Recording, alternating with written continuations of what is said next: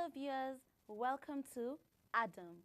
In today's show, we speak about whether parents are doing enough to safeguard the interests of their teenage adolescent boys. We went to the streets and this is what our viewers had to say.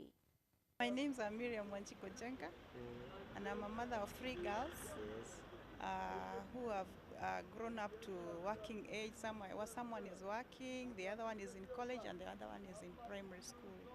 You know, you have to bring up a child from the beginning, not just when it is adolescent stage. So you show them how to be good Christians and also befriend them, so that by the time they come to change, you'll also be knowing the changes, and they'll be able to tell you their problems.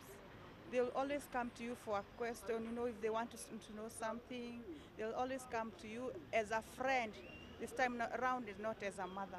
They tell me, okay, they have friends also. I know they are friends because they come and tell me, Mom, this is my boyfriend, like the one in college and the one who is working. They come to me and they tell me about their friends.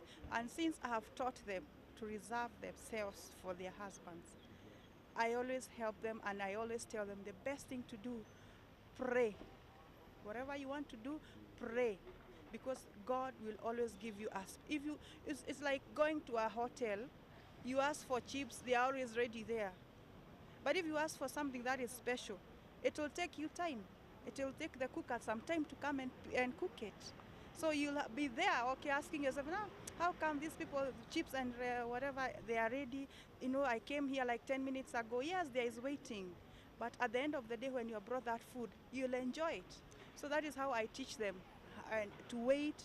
There is no hurry. There is no hurry. To avoid peer pressure. Even if their parents have not taught them, I think it's always use your mind, not your heart. You have to reason out. This is good for me, this is not good for me. Because if you follow your heart, as they always say, you'll get lost. My name is Marian Mungai. I think from a personal perspective, my parents did quite a lot to safeguard me from all the pressure of when you're a teenager and all. Like, they took me to Christian seminars and camps, so at the end of the day, you learn your Christian values and morals thanks to your parents. When you're adolescent, you're rebellious, you tend to be very rebellious.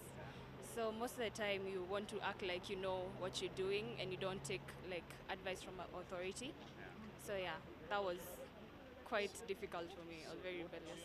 I'd ask them to heed to the advice of the elder people. When somebody old tells you what to do and it's right, then just do it.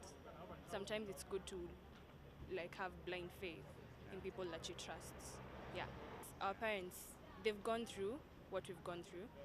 So when they tell you to do something, most of the time, it's going to be right. Like, it's going to be from an experience that they've gone through or something. So you just follow them blindly. I mean, they're your parents. My name is Reverend Mugambi. We have given too much freedom to children, and we are almost becoming like the Western nations, where there is no boundary to anything. And I do feel like our children are being spoiled by the things they watch on TV. And as a result, parents are not able to control their children. And most of the times, when you try to cross the border, whereby you try to get into the issues of a child who is an adolescent, they do not open up.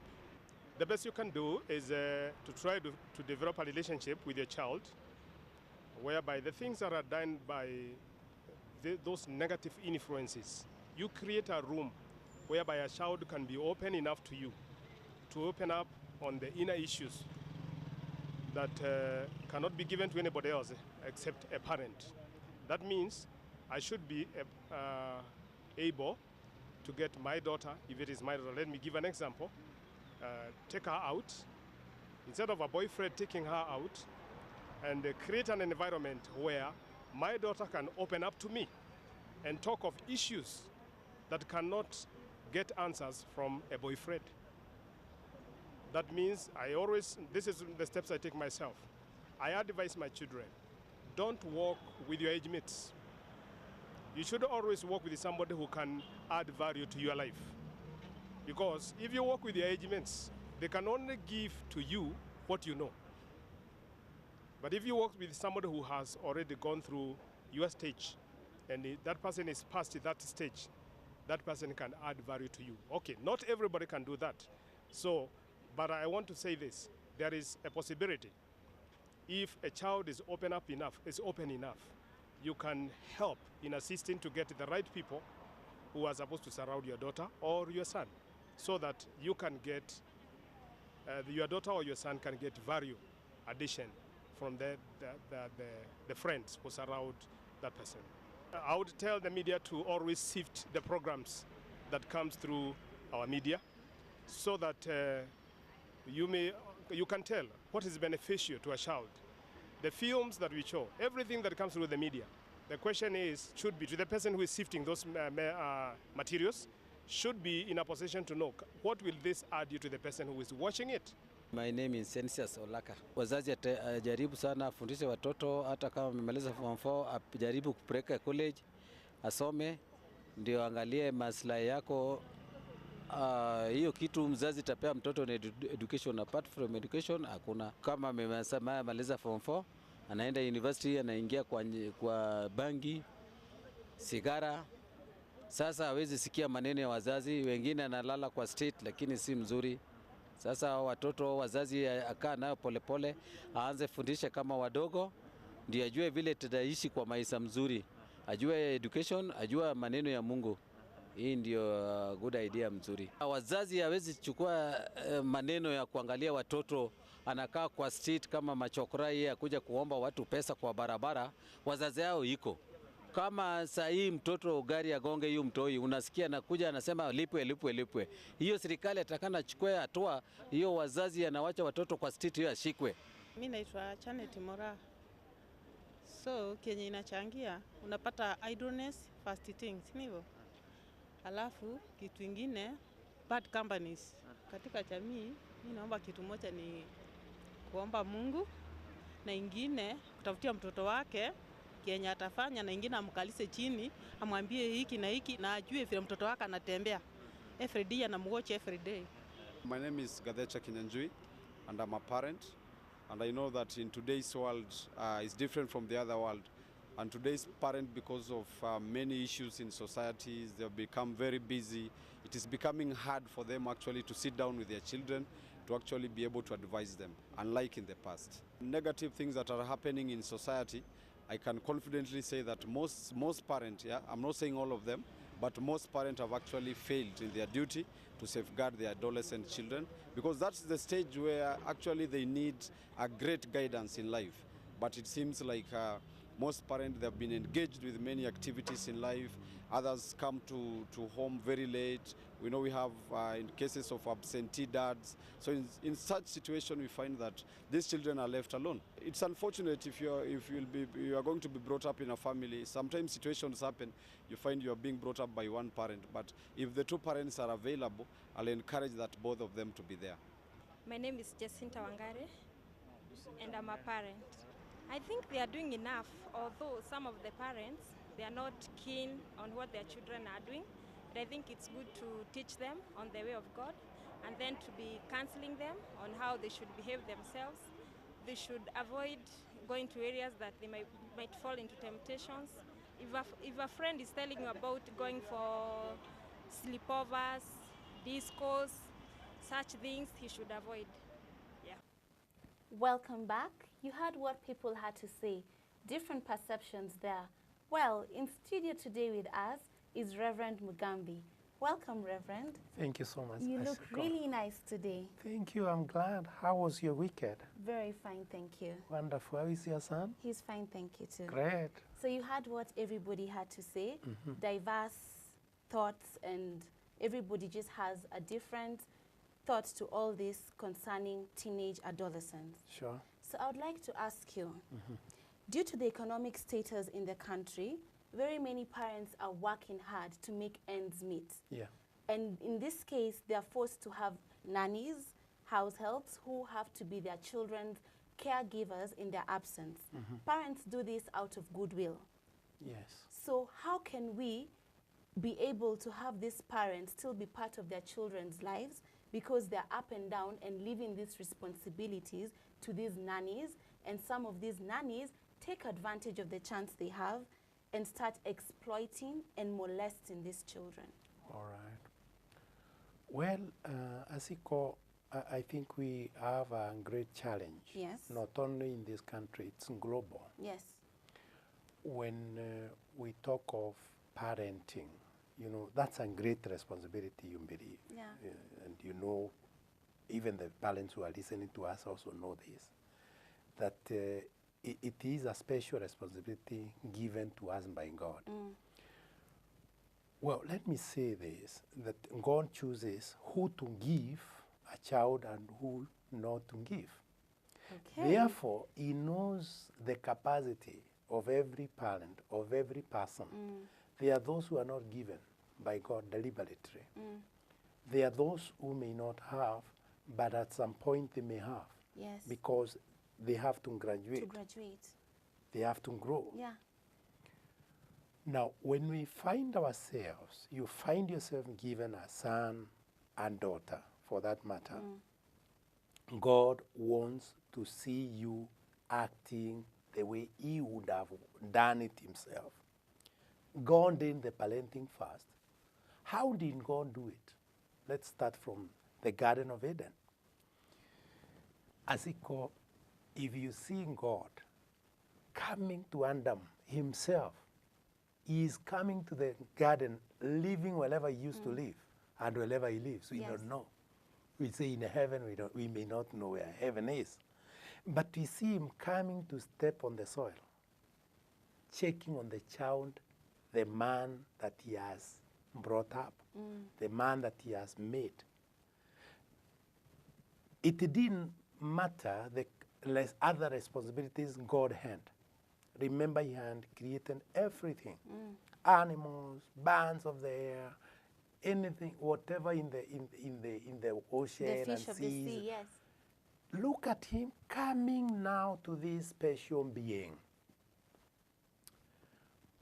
As we tackle this, let us remember that we are dealing with a life. Somebody who can be anything, good Or bad. yeah. This person is supposed to be attended to. Remember that. So parenting is about attending to a To your creature. child, yes.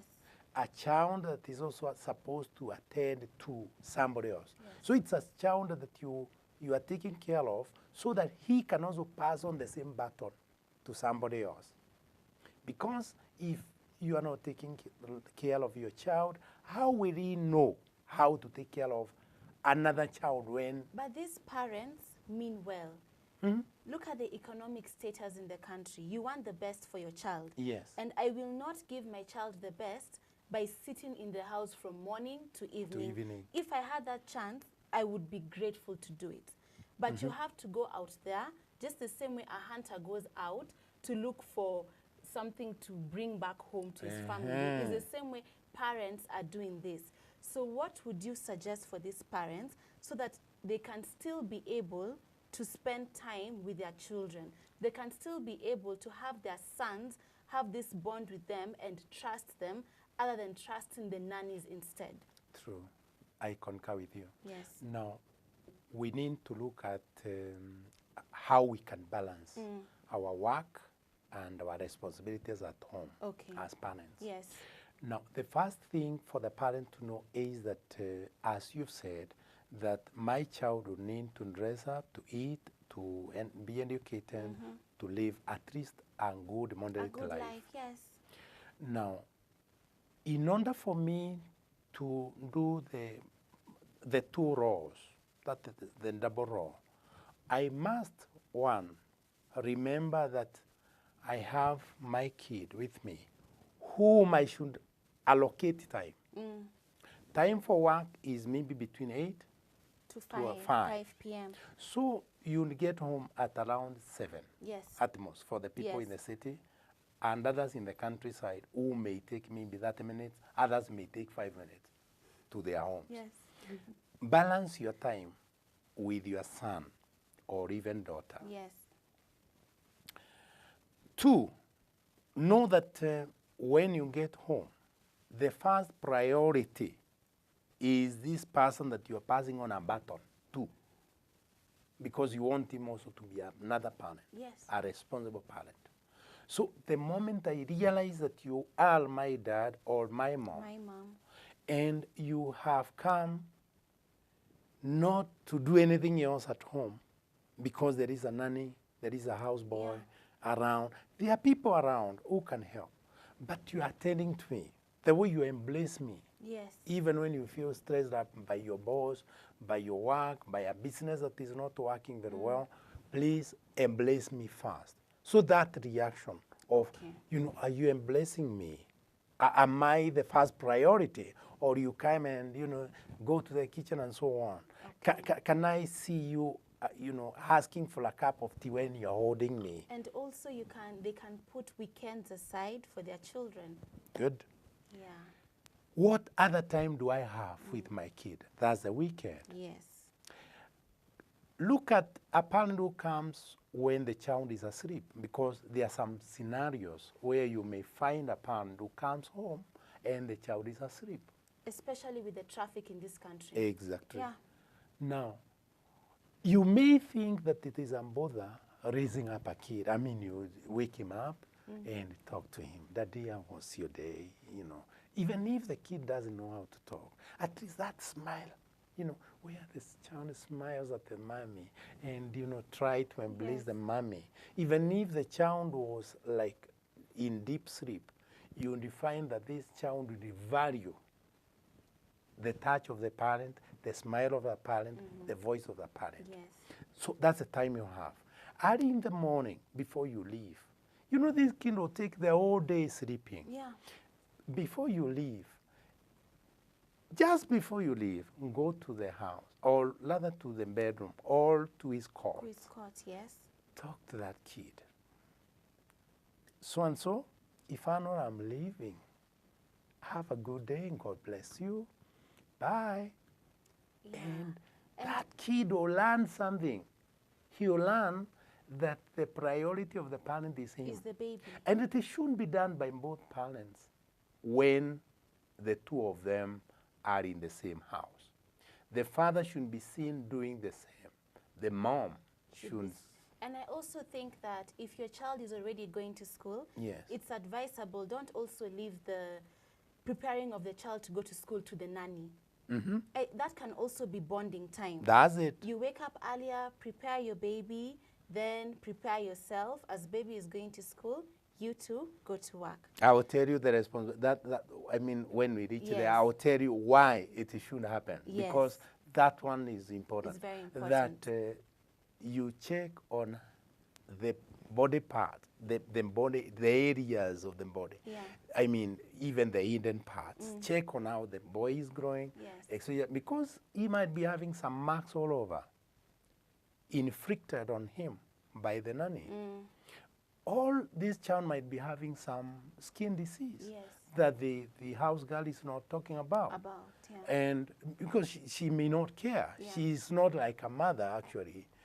Some of them, majority of them will not behave like a mother. In this for the business. I'm here, I'm here, As much as, I mean, just in the same way that you're going to do your work, I'm also doing my work here. Yes. So if you are not very careful in your work, you cannot expect even the house girl to be very careful in whatever work she is doing. And in most cases, many young boys say that their first sexual experience was with their house helps, nannies, these so-called caregivers. How has this affected our teenage boys of today? I think that is very, very important. It's important for us, the parents. Even I wish every parent would hear this, because you are raising very, very pertinent issues here. Most of the children, the boys, knew about sex when they were one year old. Okay. I have many, many testimonies of such. Some were my own colleagues in work, others were schoolmates, because the issues pertaining to the boy child started long time ago with me. that I used to hear stories, we could talk, we could advise each other. Some say that they started being abused sexually by the nannies when they were small, when they were around 1 year or 2 years old. Because it's a matter of, you know, fondling the plics. For every man, even if you have a boy, when he was born, the moment he was born, the plic was on. It was on. So it doesn't mean that the plic for this young boy will not be on the moment it is interfered with. That fondling, touching, and so on, it will go on. And once it goes on, for a nanny, for those who want to spoil your boy, that's how some of them are even contracting HIV and AIDS. Yes. Others STIs. Of course. And as a parent, you're worried because yourself, you are HIV negative. Negative. Then you find your child is positive. That is really scary to any parent. It is the responsibility of every parent to know who is taking care of this child. Because this girl would just fondle the prick and get a boy there. But Reverend, yeah, from what you say that it's the responsibility of every parent, I Yeah. second that. But I know no parent can just pick anybody from the streets, come and look after my child. It doesn't happen like that. Yeah. But some of these people come with fake identities, fake recommendations, fake references. So what should parents really do? What procedure do you say they should follow in the name of finding out who is looking after their child? important still. I think there should be proper vetting of who is coming to your house. Before you employ, let there be some form of vetting. Okay. And once this nanny is in your house, let there be a kind of a course, a kind of training. Because how many of us parents train the nannies? That's a good question. Do we find, it worthy to put some money into the training of this nanny? Okay. Even on how to cook. Yes. Just cookally. Let's see, the nurturing of a child, of a baby. Who trains this nanny? This is a person who has come in a very naive way, and you have brought him into your house, take care of this baby. I will do it the way I know it. I will not do it in another different style. If I don't know, I don't know. And you don't know that I don't know. So that means that it is the naivety of the parents, some of these parents, who would just give you the baby, tell you, do no this, training. do that, and go to work. Actually, I would advise Asiko that every parent should think of maybe bringing these nannies into some form of training. Okay. Where maybe us, we can team up with you and somebody else. We ask maybe a counselor, a psychologist, somebody who can come, a motivational speaker, who would come and sit down with them, tell them the kind of work they are expecting to do, and also show them about their future. How can they maybe try to save some money for their future? Okay. How can they become employers themselves in the future? Why shouldn't they remain in this house? But that is very important, because so many of these nannies behave the way they do because they believe this job is not really a job. It's a slavery job. But the moment you treat them in a way that you can also empower them, they will also send the love that you're giving them to your child. But if you just have them in your house the way you're saying, give them the baby, tell them, cook this, do this, bye, I'm off to work. Yes. In fact, that is where the slavery mentality comes in. And do you know what happens now at the end? This nanny, because she may not know how to cook properly, your husband was used to proper good food. Yes. And this nanny has come, you've given her the whole responsibility. She doesn't cook well. You find your husband eating out. Okay. And what will happen there, it's up to you. Yes. Because when he is out there, it's like somebody who has been out of the fence. Yes. He is not within the marriage bounds. Okay. The family. Okay. Status, Wow, thanks for that, Reverend. hold on to that thought. For my viewers, we are taking a short commercial break. We'll be back in a few.